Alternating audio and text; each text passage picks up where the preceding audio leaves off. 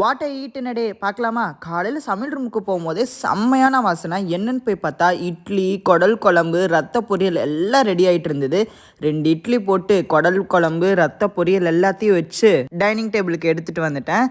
இட்லி புட்டு லைட்டாக குடல் குழம்புலையும் ரத்த பொரியலையும் ஒரு டிப் அடித்து வாயில் போட்டு சாப்பிட்டோன்னா அவ்வளோ சூப்பராக இருக்கும்.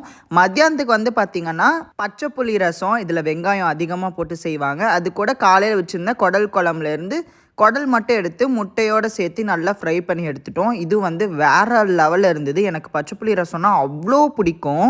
அதுக்கப்புறம் டெசர்ட்டுக்கு ஏதாவது வேணும்ல, அதனால சாயந்தரம் வந்து பார்த்திங்கன்னா ஷாஹி துக்கடா அப்படின்னு சொல்லி நினைக்கிறேன் இதோட பேர். இது வந்து அம்மா செஞ்சுருந்தாங்க. இதுவும் வந்து வேறு லெவலில் இருந்தது. ஹோம் ஃபுட் எது செஞ்சாலுமே அது எனக்கு ரொம்ப ரொம்ப பிடிக்கும். ஃபுல் டேவும் ஹெவியாக சாப்பிட்டாலும் எனக்கு நைட்டு ஏதாவது ஹெவியாக வேணும் அப்படின்னு சொல்லி கேட்டிருந்தேன். அதனால என்னோடய அண்ணி வந்து பார்த்திங்கன்னா க்ரீமி சாஸ் மேகி செஞ்சு கொடுத்துருந்தாங்க. அதையும் சாப்பிட்டு நல்லா முடிச்சிட்டேன்.